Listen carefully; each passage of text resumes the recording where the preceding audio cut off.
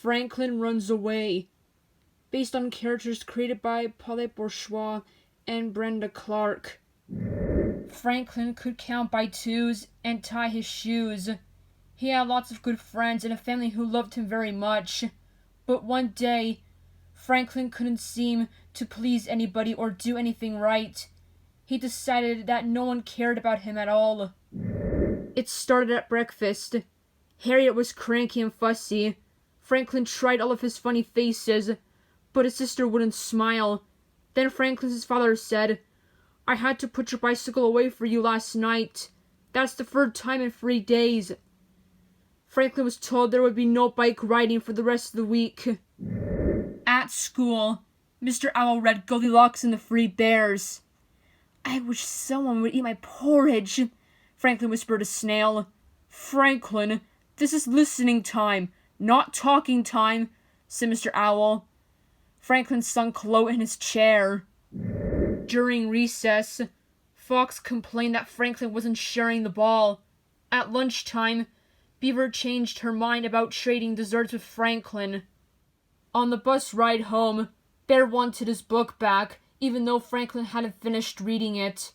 And after school, Badger forgot that she had promised to play with Franklin, and went off with Rabbit instead.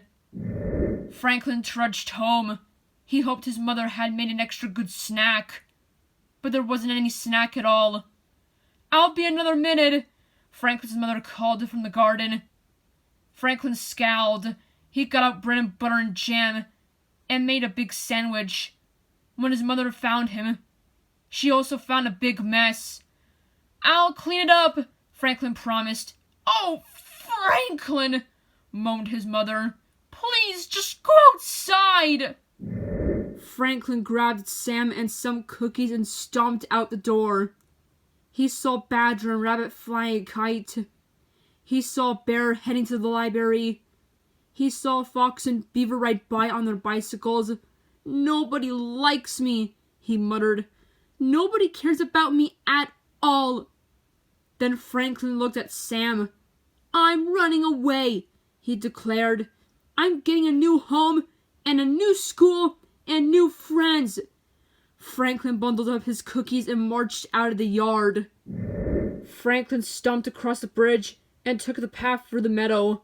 He and his father had gone bicycling this way just the other day. Said Franklin. His father would never get to go bike riding with him ever again. Franklin's tummy began to rumble.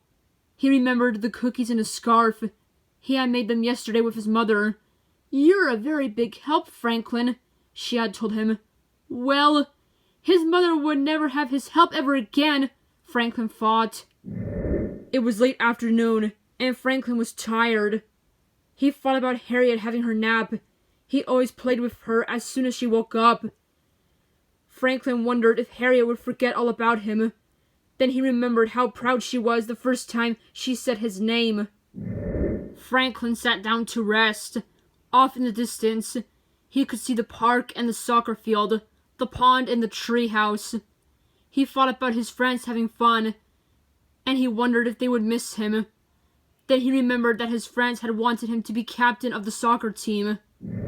Soon, it would be getting dark. Franklin wondered if his parents would bother to look for him. Then he remembered the time he was lost. His parents had found him and held him and told him how much they loved him. Franklin looked at the setting sun and thought about eating supper with his family. He thought about finishing his homework and getting another gold star from Mr. Owl. And he thought about the soccer game tomorrow after school. Franklin sighed a big, deep sigh. He didn't want to find a new home and new friends. He didn't want to find a new teacher. He wanted the family who loved him, and the friends who played with him, and the teacher who taught him interesting things. Franklin ran all the way back. When he got to his yard, he saw Harriet at the window, and he could smell supper on the table. His father was at the door, calling his name. "Here I am," Franklin answered. "I'm home." The end. Make sure to like and subscribe.